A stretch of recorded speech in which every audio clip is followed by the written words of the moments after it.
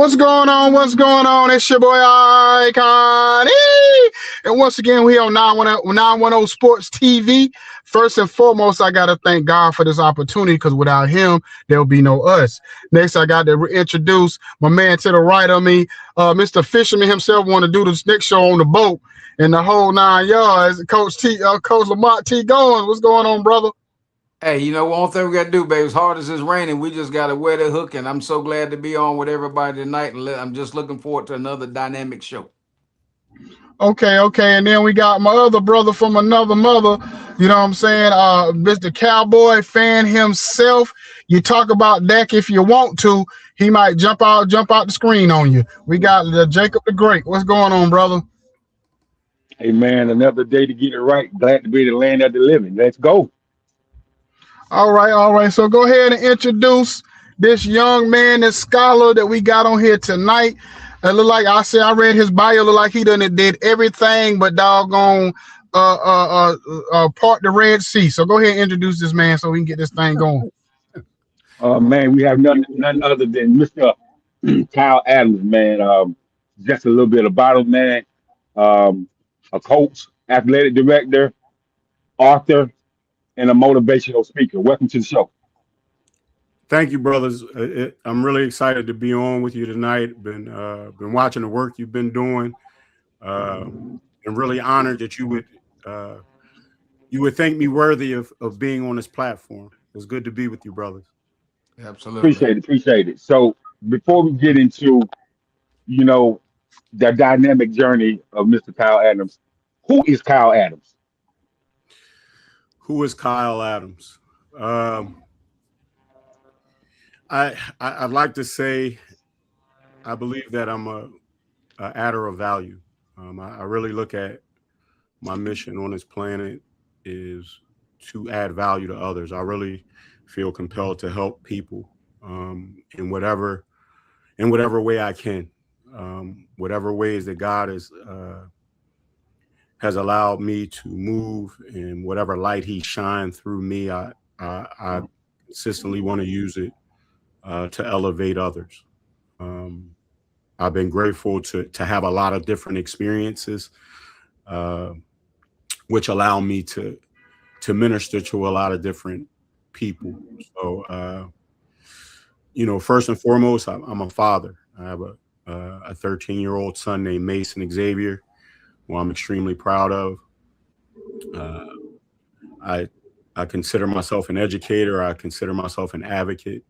I consider myself a human being, somebody trying to figure out this thing called humanity that we all deal with every day. So I just been blessed to have a lot of really unique experiences, and they've allowed me to help others. So. All right. So let's jump into it. Where did this journey start for you as? Where did this journey start? I would have to say a great influence on my journey was being an undergrad at Cheney, being on a campus of a historically Black college and university that my grandmother attended. My grandmother is a member of the class of 1945. But to be in an environment where I was lifted and encouraged and inspired by people who looked like me, who believed in my genius, who believed in cultivating the genius in all those young people on that campus. It really inspired me to want to be able to provide that type of same experience for others.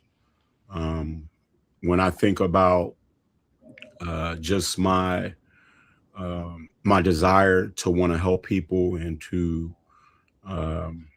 want to add value to people, to help people to live the meaningful lives that they want, to have the type of experiences they want. I would have to say all that began for me at Cheney. I had a resident director. His name was Donzel Tiller. He's one of my fraternity brothers, who had a huge influence on my life.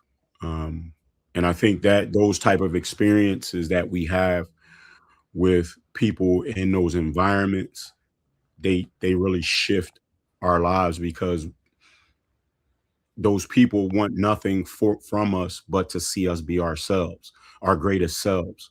Um, and that excited me to be in that type of environment and to not just see people like Mr. Tiller have that impact on me, but on so many different other people, right? Not just men, young women, other professionals. Um, so imagine being in an environment where there are a lot of different adults and people who work and serve at the university that's their mission. They're trying to lift people. Um, and again, for me to be in an environment like that had a huge influence on my life and the man uh, that I wanted to be and how I wanted to use my superpower to help and serve humanity.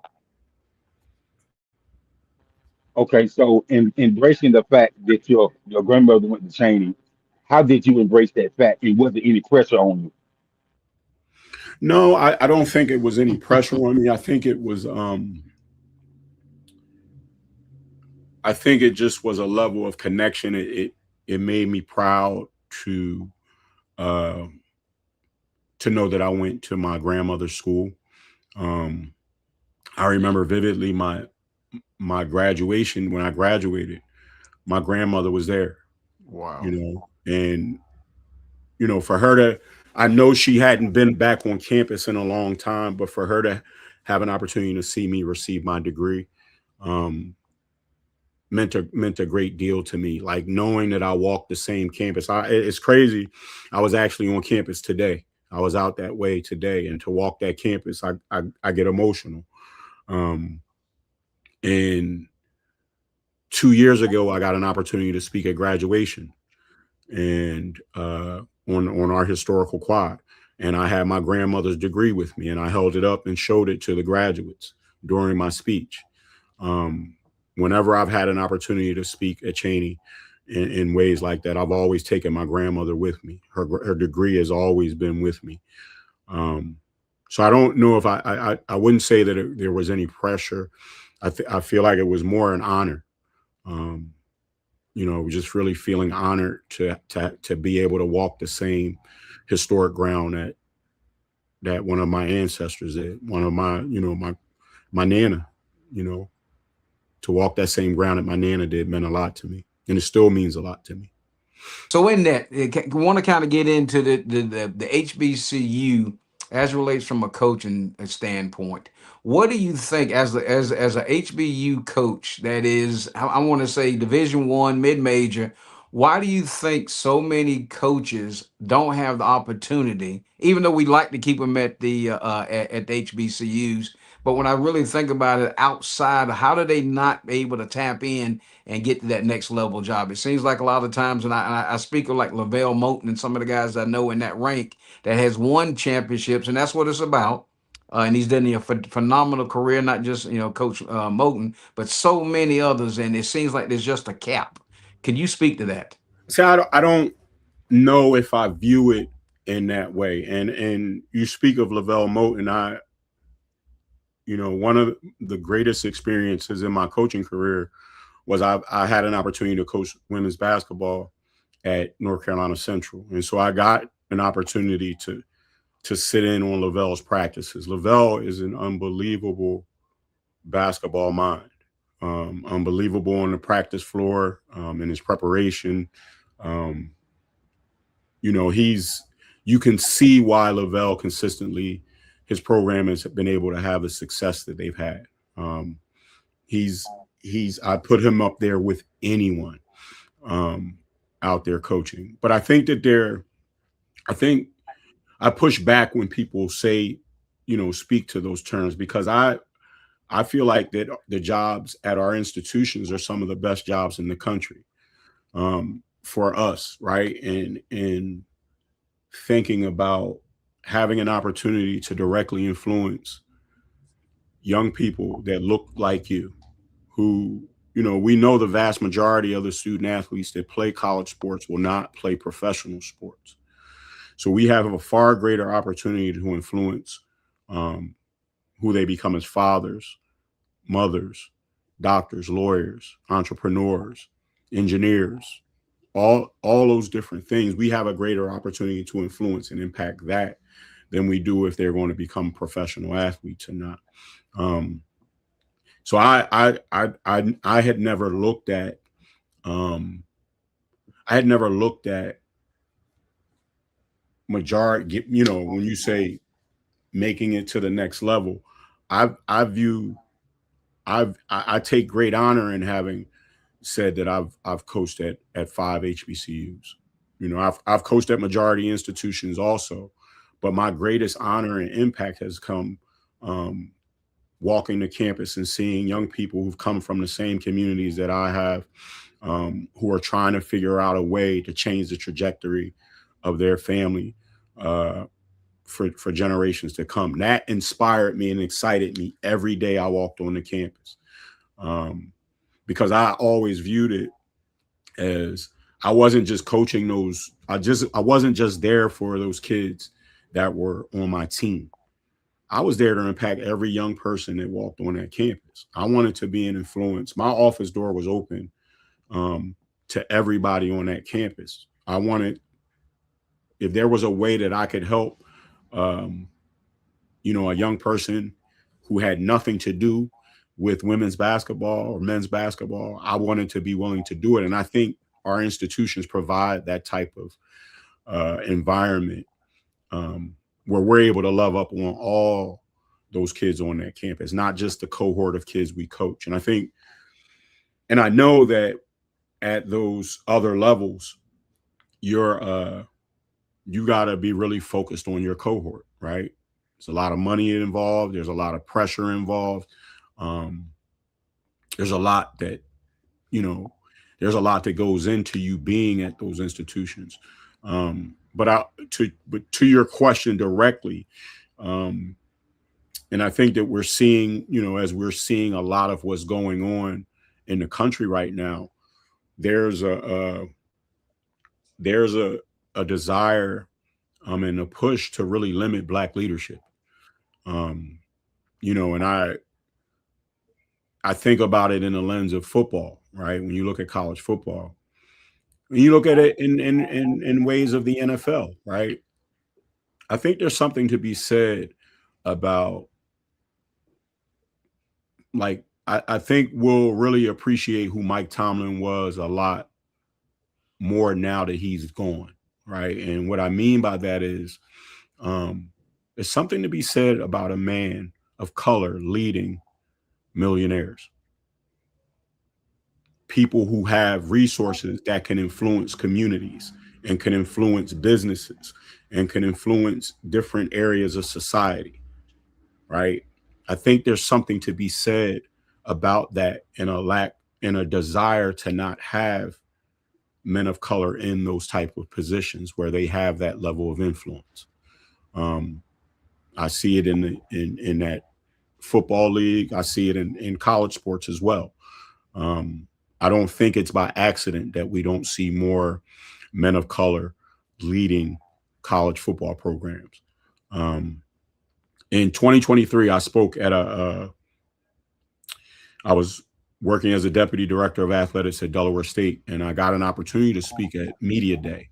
They had a men's panel during Media Day, and it was different teams, different football teams there, as well as the 6 head coaches of the MEAC schools. And as I sat on that panel, I really thought to myself that these men, they may not realize it, but they have some of the most important jobs in college football, right? And you can say that, it may be great to coach at a Michigan or Ohio State or wherever, but to have an opportunity to work and coach and lead young people at one of these 6 institutions, you're really growing and developing and shaping the next generation of leadership in our communities.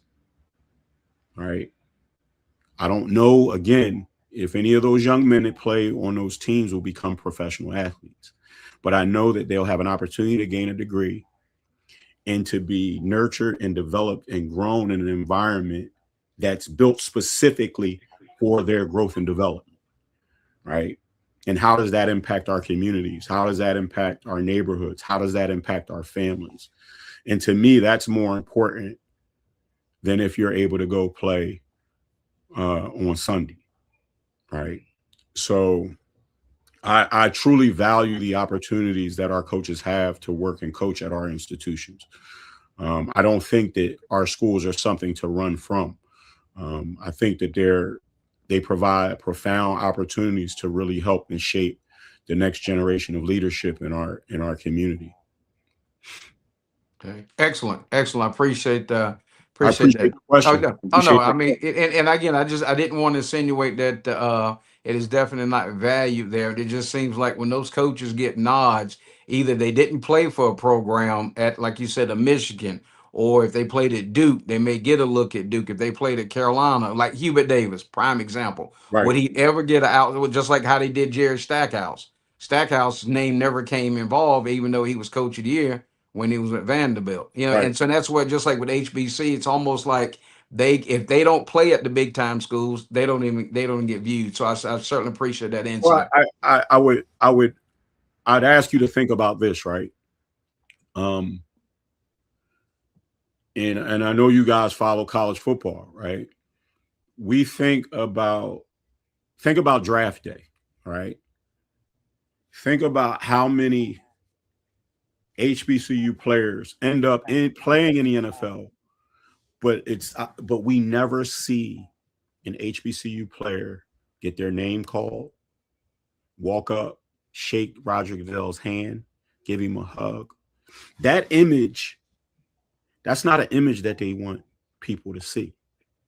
Because if you see that, right? Because the best players at HBCUs end up playing in that league via free agency and training camp deals, right? But you don't see the image of them getting drafted. And I think that there's something to that, right? I think one, the people that are in those front offices doing the drafting, the general managers, the scouts, where did they go to school, right?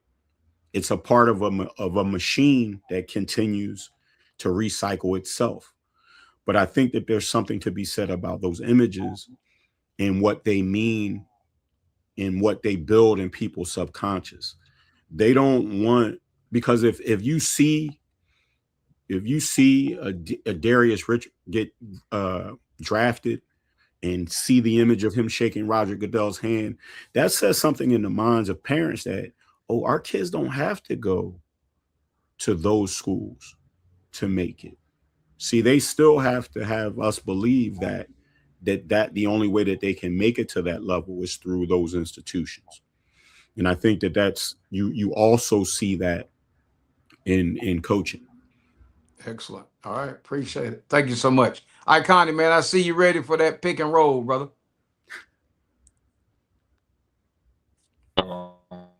Can y'all hear me? I got you now. Can you hear me? Okay. Yes, Yes, sir. sir. So well, Randy Page got a question. He said, "What have you learned about yourself from coaching and impacting your student athletes?"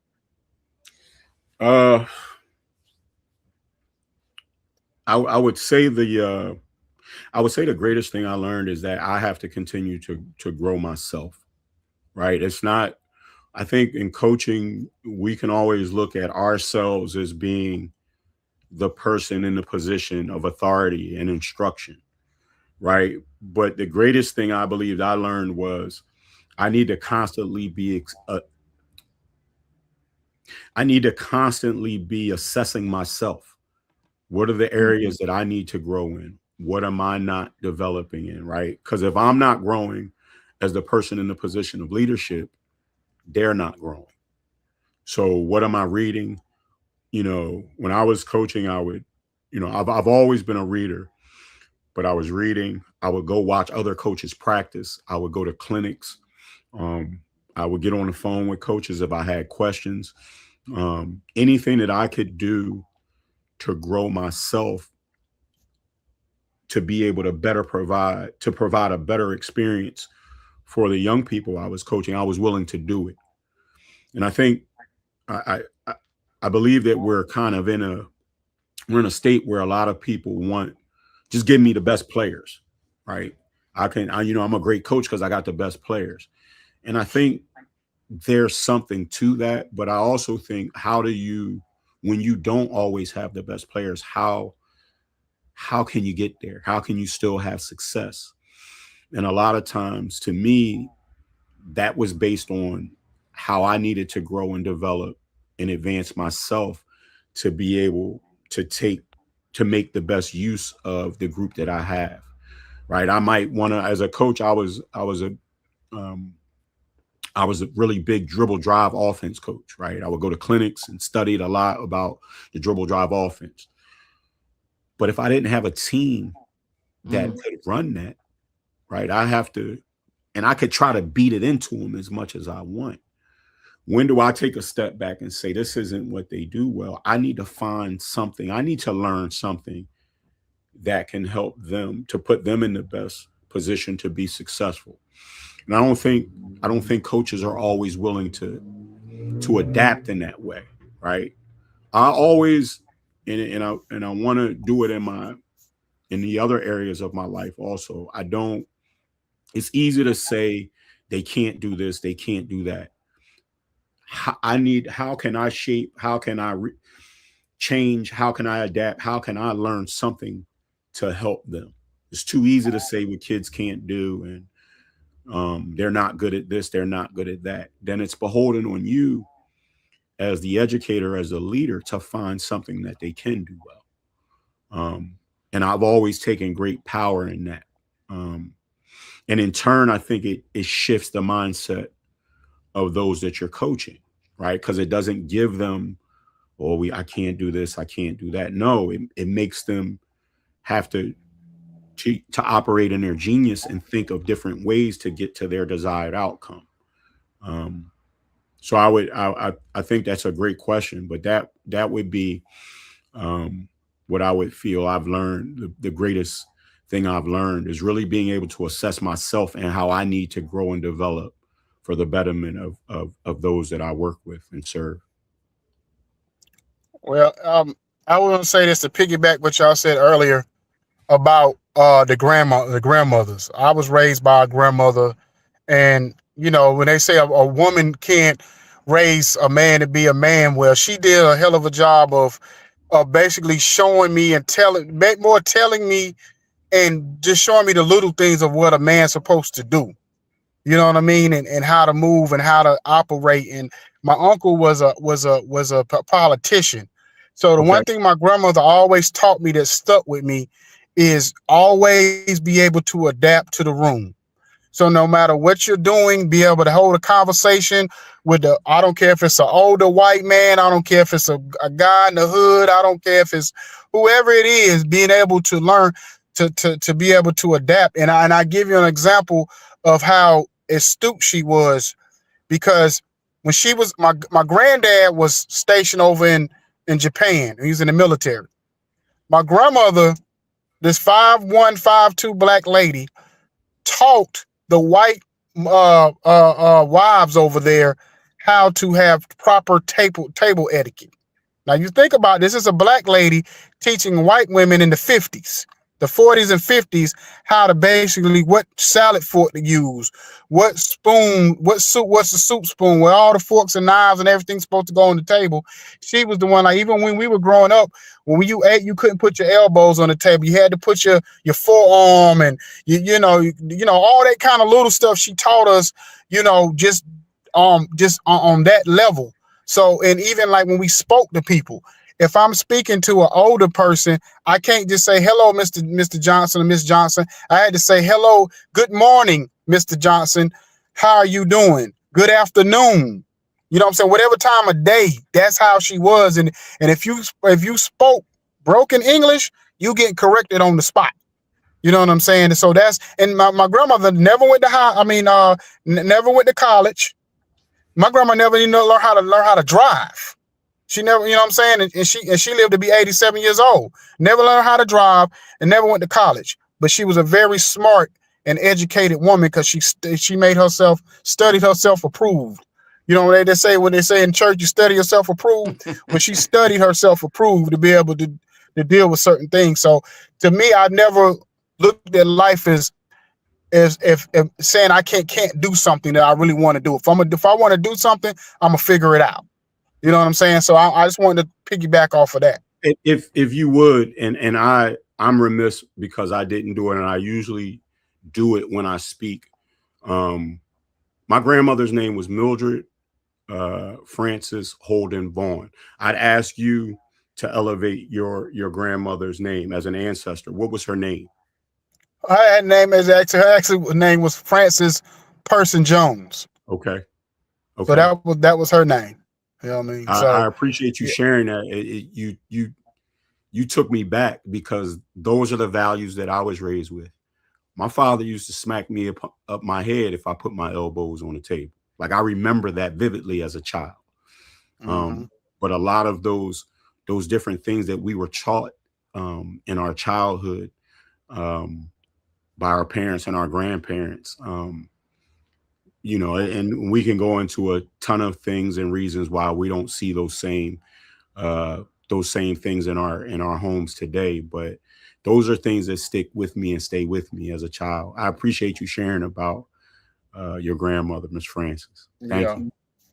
Thank you. Thank you for sharing with us with your grandmother's experiences too.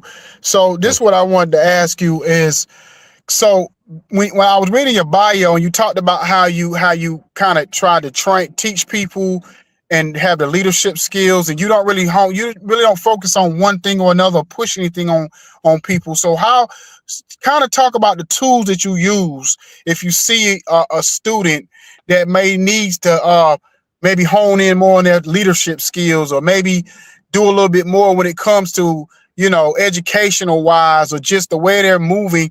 What do you do as far as different tools that you can share with us that you use when you see a student maybe need that extra push, or need something that you see something special in them that they need to kind of tap into? That's a great question. You know, I think when I was younger in my leadership journey, I think sometimes we can think we have all the answers, right? And we feel compelled to give those answers, right? And like to fix people. And as I've you know continued on in this journey, I've learned to listen a lot more, right? To listen and to watch. And I think a lot of times when we work with young people, we want to fix everything for them. I think sometimes it's important for us to just listen and help them to come into their own answers, right? I believe that there is genius in every person, right? It's important for me to help young people to start to be able to see that genius in themselves. And I think a lot of that comes from, and if you gentlemen think about this, negativity, right? Negativity, we can find negativity anywhere. We can pick up the phone and call somebody, and the conversation can shift, and you're talking about someone else in a negative way. Like negativity is all around us, right? But we have to be really intentional about connecting to positivity and going after positive environments and going after positive people. And I think that has a lot to do with the fact that most people have a negative image of themselves to begin with, right? And a lot of young people do. They don't think that they deserve this. They don't think that they can have this. They're not worthy of it. They don't look good enough. They weren't born at, you know, there's all these different things that give them a negative image of themselves. And we have to be in a mode of really helping them to connect to seeing a positive image of themselves.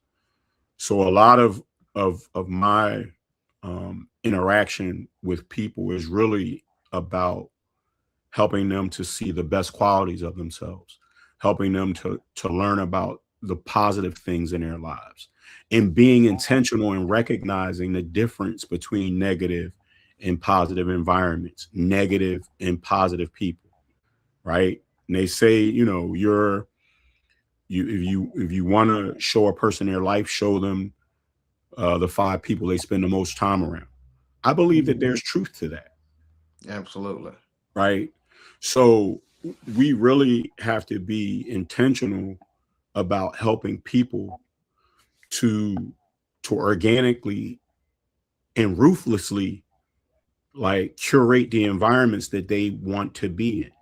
You can't say that you want positive outcomes in your life and you spend time around negative people. You spend time in negative environments.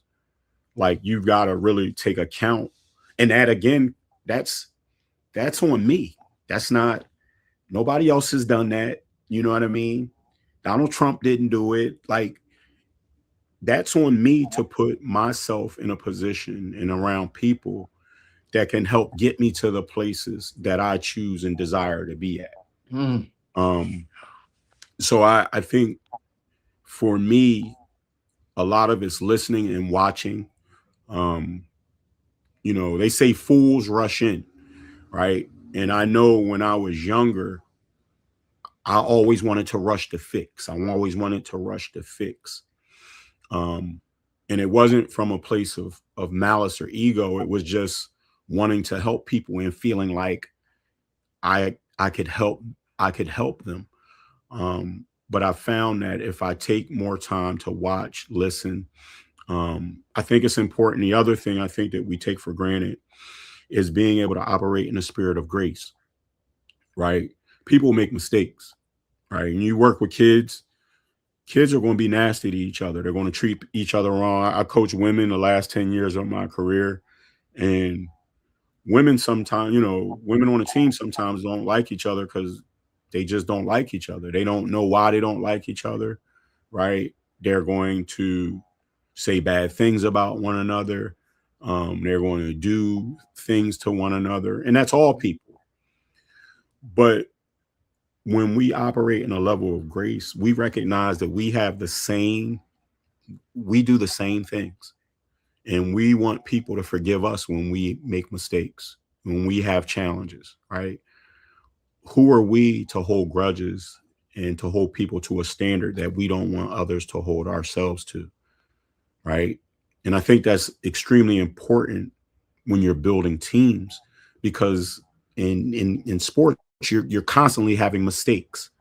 How do we get to the next, right? How do we not let that mistake define us? And how do we get over that? How do we come back together, regardless of how we've hurt one another? How do we get back together? And I recognize your humanity and you recognize mine, and we're able to move forward together and still have success. So I think, I think grace is another huge part of what I really want young people and all people, all the groups that I work with, right? That us having and operating in a spirit of grace allows us to be able to still move forward together, despite how we may have hurt one another, as human beings do. Correct. Well, I wanted to say this before I threw it back to Jacob, and I want all the brothers to kind of chime in on this. So what you saying, I agree 100%, because what the problem is that it's like, if you look at our show, we're not messy. We don't come on acting like Charlemagne or Wendy Williams or Stephen A. Smith or Jerry Springer. So we may get minimum viewership than some of the people that you see online every day acting up. So when young people, when they see people like men like yourself that come on here educated, you got a million years worth of experience, but you're not on here acting like Charleston White. If you was on here talking like Charleston White or something, then well, we got to jump on. We got to go watch. We got to see Dr. Kyle Adams. We got to go watch him because we don't know what he's gonna say. And so the young people, like I grew up, my uncle was a politician. My uncle was the longest running black county manager in Mecklenburg County, over 20 something years.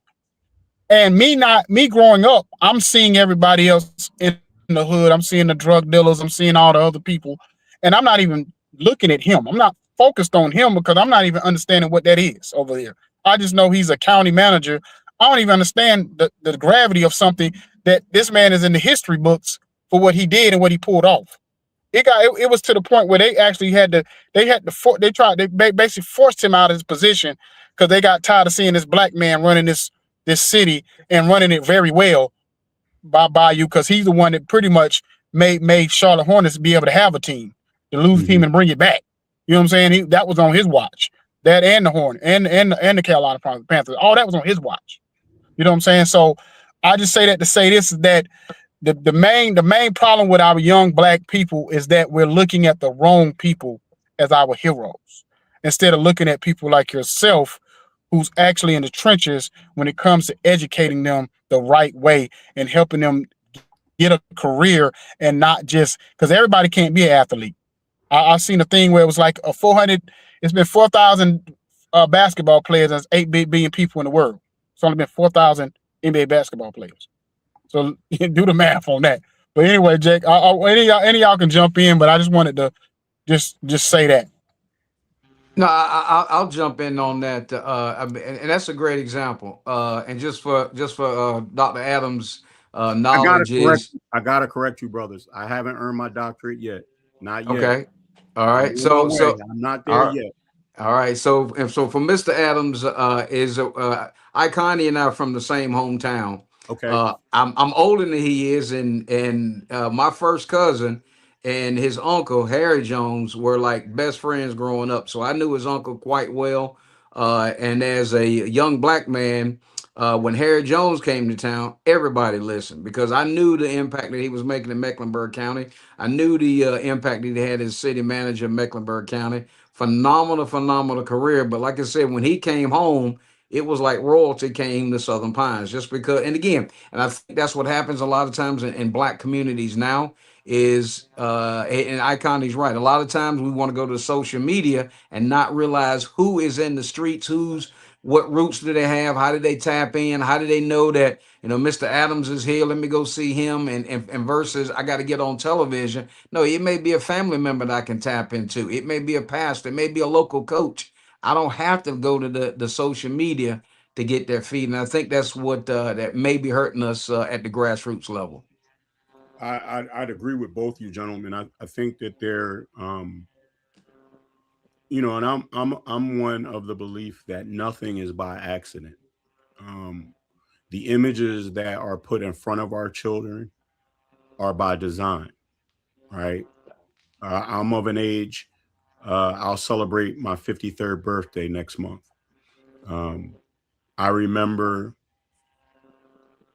I remember my childhood, um, and the people that I was learning about in school were a Malcolm X, were a Dr. King, um, were Benjamin Mays, were those are the people that I looked up to and inspired to aspired to be like. And I think that there are images, uh, to your point, that are placed in front of our young people to get them off that track, right? To not look at um, those people who have done so much to uplift um, and elevate our people and our communities. Um, we look at professional athletes as those people. We look at entertainers as those people. Um, and I think that we have to have that. That's why the work that you all are doing is so important, um, because this is media that someone, a parent may get and share with their child, that teachers may get and share with their students. Um, and you don't know how that may impact that young person. I think that I look at it as we're at war, right? Mhm. This is Good.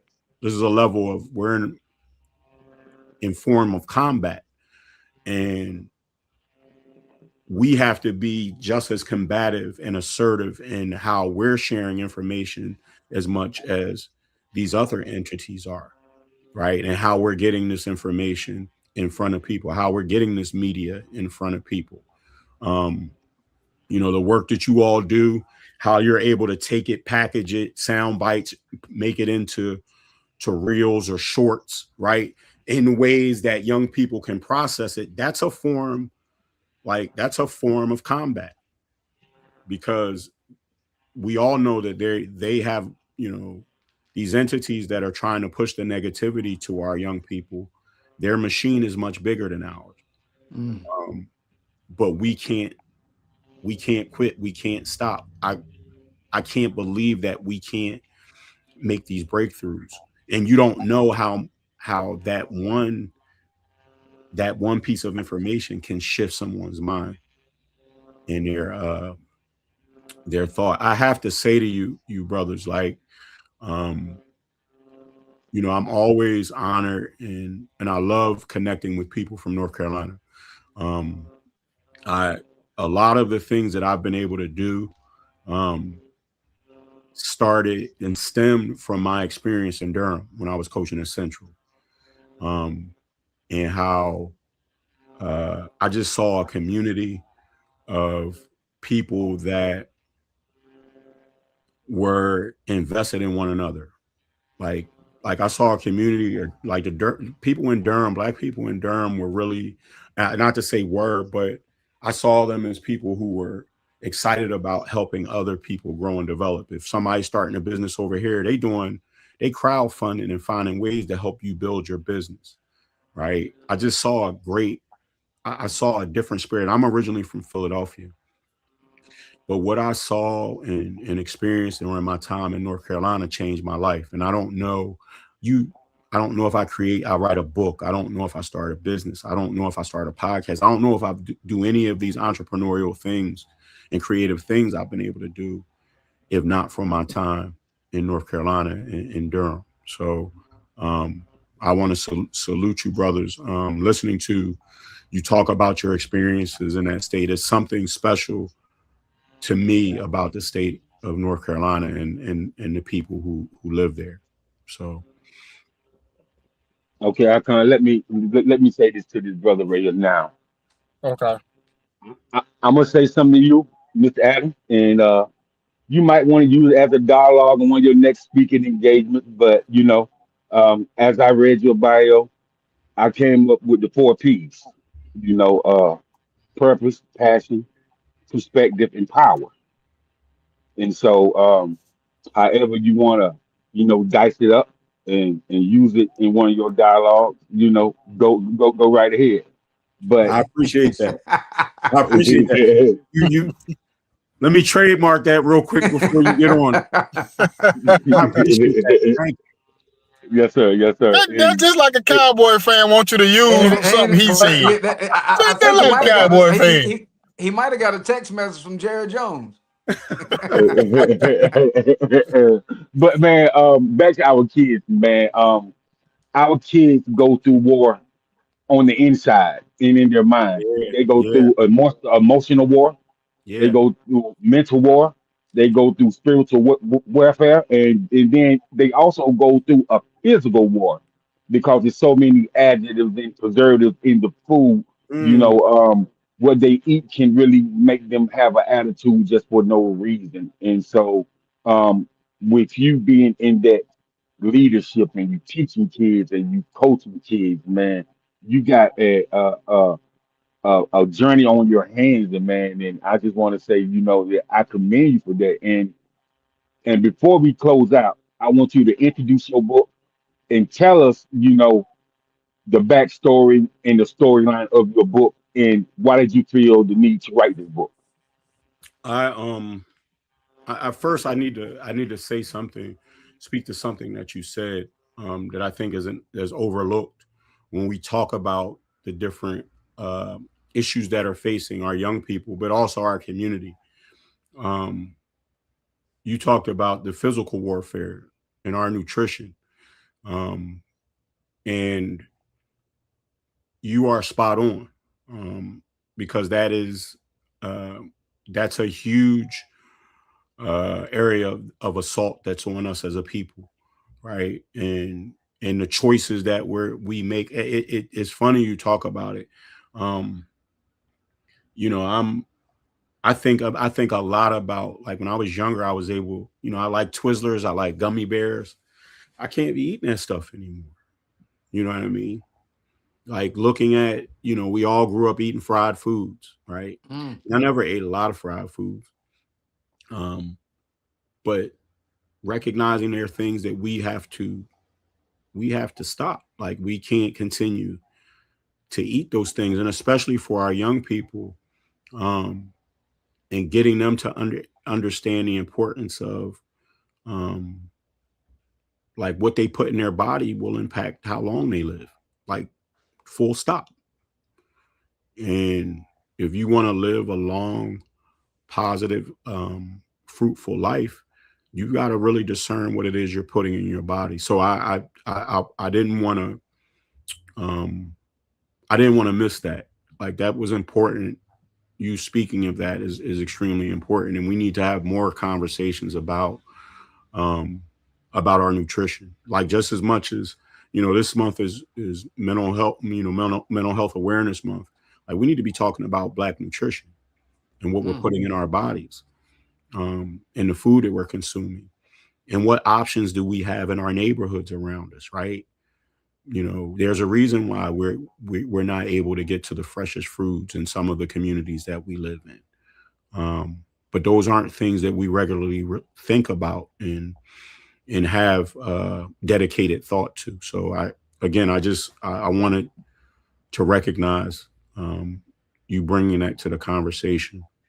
Uh, my book, Discarding the Mask, the soul Let- sacrifice of a coach. before you get into your book, Mr. App, let me say this. Yes, sir. And the reason I said about nutrition, I've been juicing for about 4 months.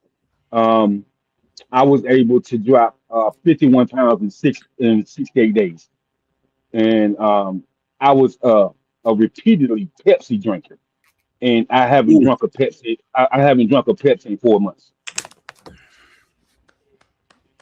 y'all need to do a podcast about that. You lost how much weight? And 51 pounds in 68 days. wow, salute to you, sir. Yeah, man. Cause with me being diabetic and having high blood pressure, I said, man, I got so much I want to accomplish on earth. I need to be able to leave a leave a footprint so somebody can use it as a blueprint. And so I got to change my healthy into a lifestyle that I live and one day I can speak about. Right. So that's why I did it, and now I got both of my brothers doing it as well. So we doing it as the Three Musketeers. Salute to you, brothers, man. That's huge, man. I commend you, uh, on your dedication in doing that, man.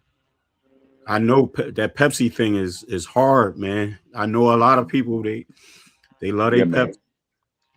Yeah, man. So, man, but we're gonna get back into your book. I was sorry for interrupting you, but No, I not just at wanted all. to get that out. No, not at all. Discarding the mask. And again, a lot of this started during my time in Durham. At that point, I had been coaching.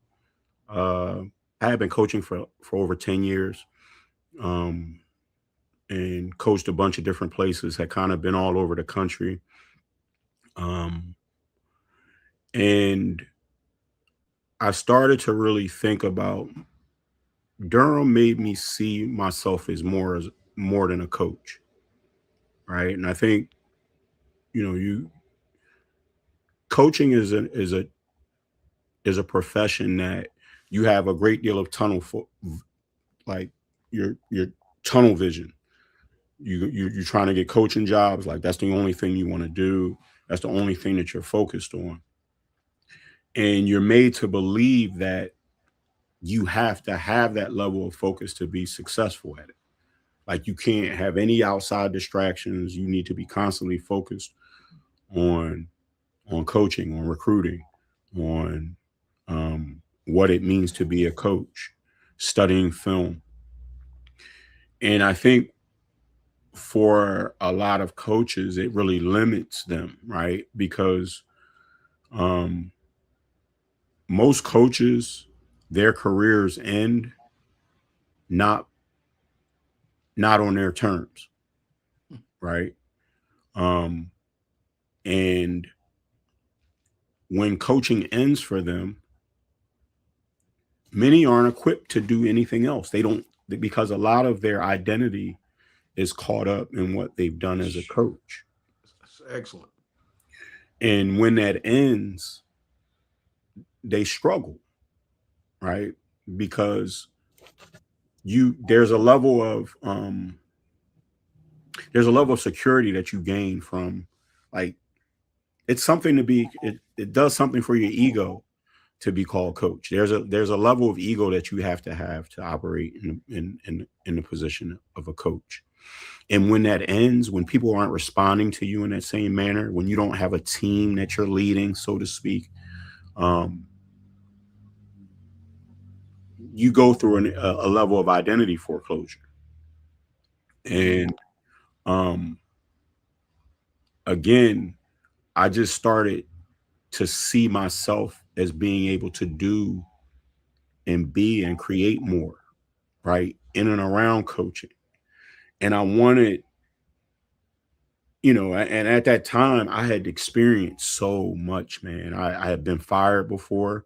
Um, and I didn't look at being fired as a negative. I looked at it as, if you coach long enough, you're gonna get fired. Like, it happens. I have a chapter in the book entitled Hired to be Fired. Um, my last year at Cheney, we got a new president, we got a new vice president, and he came into a meeting with the coaches. Um, First thing he said to us as a room of coaches was, coaches are hired to be fired. And I looked at this man like he was like, that's what you have for us? In retrospect, I look back at it as some of the best information that anybody could have ever given me. Because again, coach, if you do this long enough, you going to get let go. How you going to use that? Right? Are you going to look at it as a negative, or are you going to use it as a learning opportunity? Right? So I had started to really think about the different experiences that I had in coaching, right? Going on token interviews, like having a school bring you in, right? Just to be a token interview, to say they interviewed a black person, right? Mm.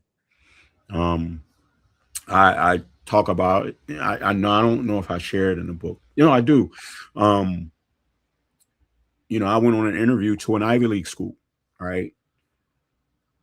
They bring me up. I'm sitting in a meeting space with the head coach. We're having a conversation.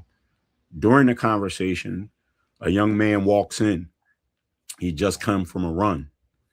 Um, doesn't introduce himself. Um, like, grabs a bottle of water out of a mini fridge, and he walks out.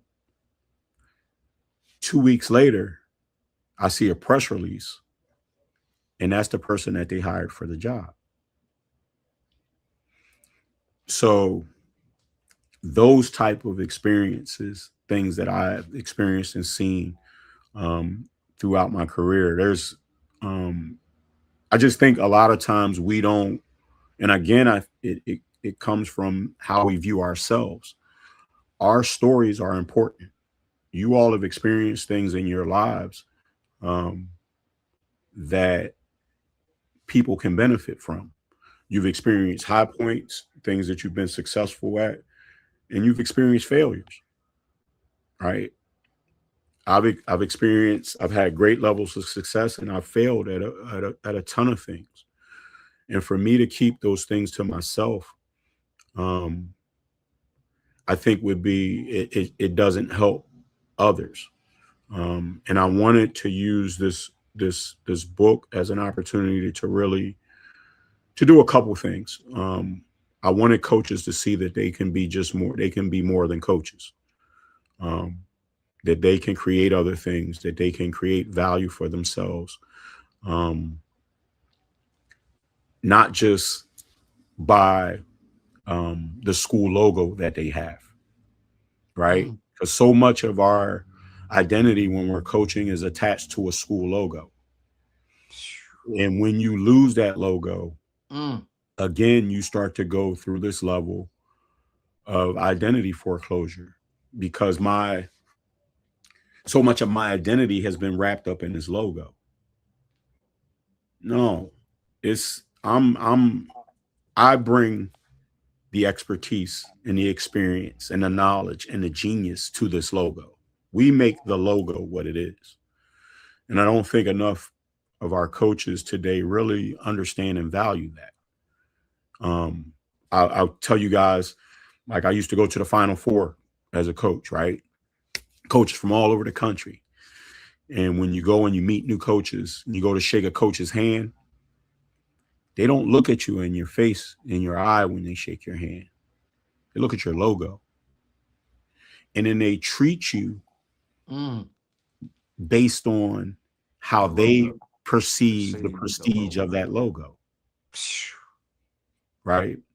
And I would sit, I've always been a bit of a sociologist. I sit and watch people and I would watch how coaches would treat each other. You might meet a young middle school coach.